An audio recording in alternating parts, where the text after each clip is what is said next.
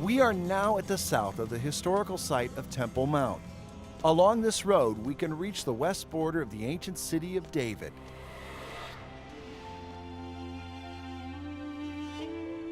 From the aerial photograph of Jerusalem today, Kidron Valley is to the east of the city, and we can still see the outline of the city of David back then.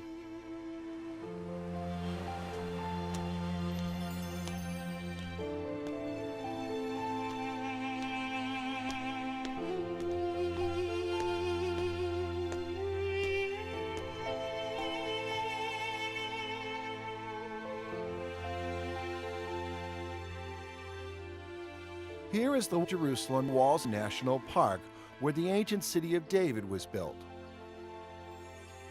In the northeast corner of the national park, there are the ruins of the east walls of the city of David. Some walls built in the Persian era are found here.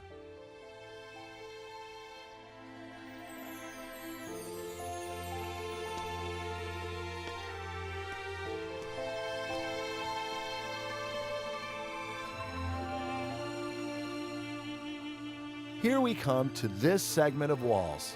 Most archaeologists believed that they were built in the Nehemiah era. The wall is 30 meters long. Several years after its excavation, archaeologists verified and announced in 2007 that it was built by Nehemiah. Let's take a look at the stone wall slopes and try to understand why Nehemiah built the walls here. These slanting stone walls are called stepped stone structure by archaeologists. It is called Milo in 2 Samuel, Kings, and Chronicles, which means the structure of slopes with stone pitching. The Jebusite built it around 1200 BC to support their castle and palace.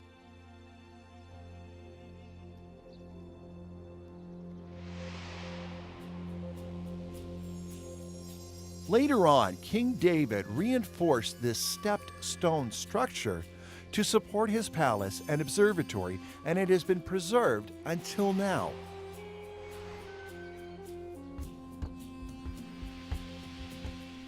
Looking down from the wall, we can see the Kidron Valley. It is still quite steep now. Most archaeologists viewed that Nehemiah built the original structure of the wall in several segments. But this part of the wall was supposed to be below the slope, but then it was probably severely damaged, as written in chapter 2, verse 14, that there was no place for the animal I was riding to continue. It was because the foundation was ripped out by the Babylonian army and became mounds of rubble that could not be rebuilt. So Nehemiah took the fastest way and built the new section of wall on top of the stepstone structure.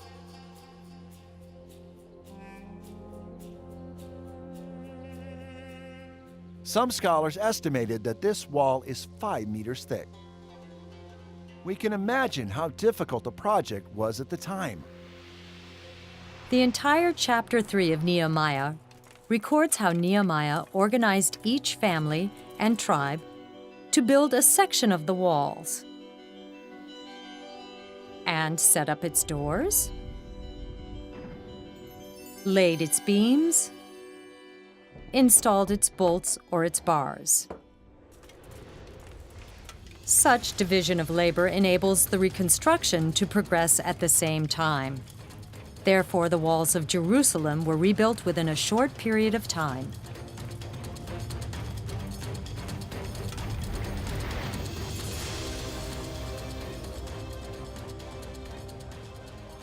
Let's take a look at the gates built by the Ottoman Empire in the 16th century and picture the details of the construction of those gates described in the Bible. The gate near the southwest corner of the ancient city is Zion Gate. The passage of the gate took a 90-degree turn, which was a typical device for defense in the ancient time. Gates were probably rebuilt in a similar way.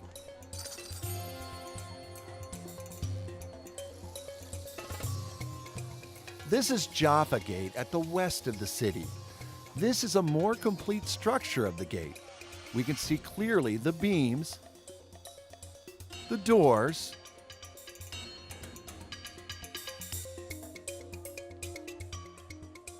and bolts.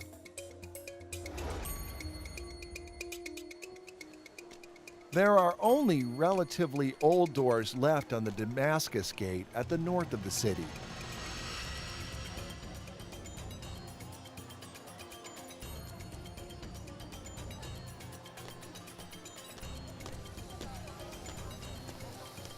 This is the Lion's Gate at the east of the city. Look at these door beams built 400 years ago. The right and left doors and its bolts. They retain the very old structure of the gates. Looking at the Lion's Gate, we can imagine the reconstruction projects of the city gate was probably the same. The scriptures continue on to describe the collaboration of the whole job. Chapter 13, verses 4 and 28 tell us the high priest Eliashib was on the top of the list. He was also related to the enemies Sanballat and Tobiah. But Nehemiah needed him to take the lead. By the grace of God, Nehemiah got his cooperation. People were encouraged to work together to rebuild the walls. The high priest Eliashib and his fellow priests were responsible for the sheep gate and some segment of the walls, which connected the Tower of the Hundred and the Tower of Hananel. These two towers were probably the temple fortress mentioned in Nehemiah chapter 2, verse 8, which were very important for defense at the northwest of Jerusalem. According to the detailed records in chapter 3, there were at least 10 gates under reconstruction. First, Sheep Gate, which was also known as Benjamin Gate, at the northeast corner of the city. The sacrificial sheep used in the temple came to the city through this gate. Second, Fish Gate, at the northwest corner of the city. It is mentioned in 2 Chronicles chapter 33, verse 14. It was a large gate in the era of King Solomon. The aquatic products from the fishing ports along the sea, like Tyre and Sidon, and the Sea of Galilee were delivered to the fish market at the city through this gate.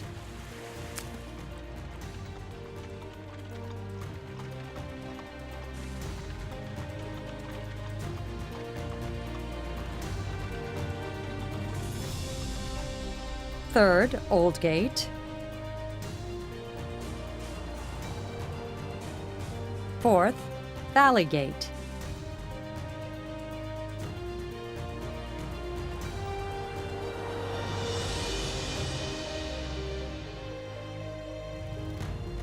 Fifth, Dung Gate. Sixth, Fountain Gate, which is probably close to the Pool of Shiloh.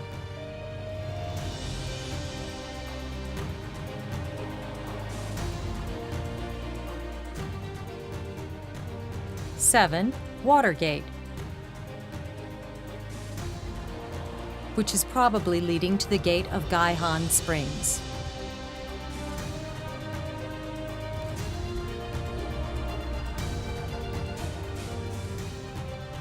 Eighth, Horse Gate, as mentioned in Jeremiah chapter 31, verse 40. Ninth, East Gate. It is generally believed that it is not a gate of the city, but a gate to the temple courtyard. 10th, Muster Gate. It is also translated as the Inspection Gate. It is probably the gate of the guard mentioned in Nehemiah chapter 12, verse 39, which is at the north end in the east of the city. In addition, a goldsmith and a perfumer restored Jerusalem as far as the Broad Wall, as mentioned in chapter 3, verse 8. The Broad Wall was built in the era of Hezekiah in the southern kingdom. According to chapter 12, verse 38, one section was probably located between the Tower of the Ovens and the Old Gate. Another section has been excavated in the old city of Jerusalem today.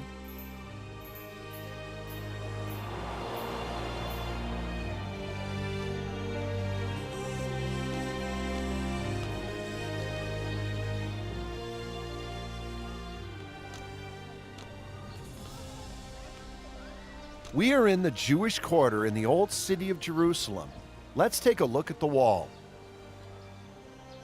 According to the archaeological findings, the excavated broad wall is about 65 meters long. The broad wall was used to guard the northwest of ancient Jerusalem.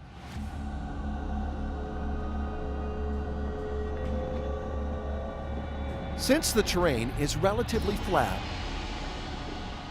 the enemies can use battering rams to strike the wall easily. Therefore, the wall is rather thick, about 7 meters wide. According to the archaeological findings, the height of the wall is estimated to be 8 meters.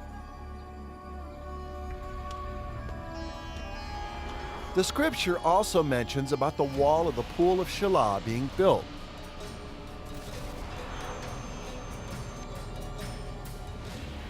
What we see here is actually the Pool of Shiloh, which was discovered in 2004.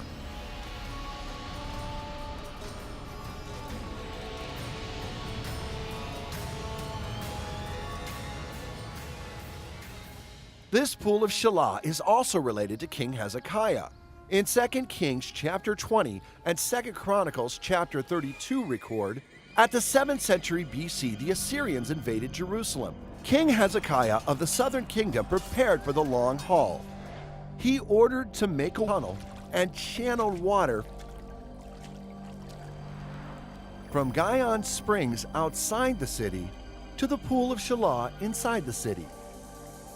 This tunnel brought water from Gihon Springs to this pool so that the water supply was guaranteed when the city was under siege. In the Israel Museum in Jerusalem today, there is a hexagonal column made of baked clay called the Sennacherib hexagonal prism. The cuneiform inscription records the exploits of Sennacherib, the Assyrian king, and the invasion of Judah, which brought Jerusalem under siege in 701 BC at the time of King Hezekiah. On the prism, Sennacherib said, "My army besieged and captured Lachish, the fortified city of Judah, and 40-something cities. I took as plunder more than 200,000 people, along with a great number of horses, mules, donkeys, camels, oxen, and sheep. As for Hezekiah, I shut him up like a caged bird in Jerusalem." On one of the tiles found in the ruin of Lachish, currently exhibited in the Israel Museum, we can see the message written in Hebrew that the city was about to be conquered.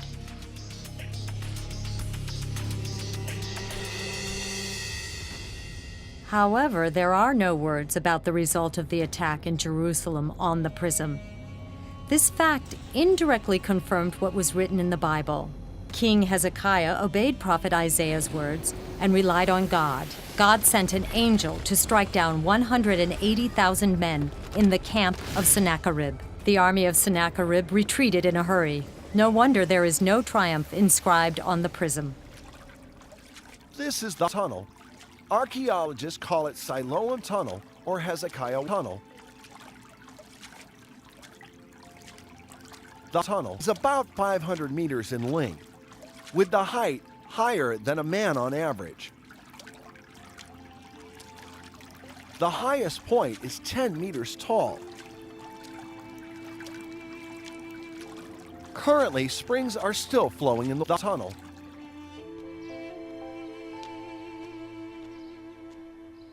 Let's walk back to the city of David.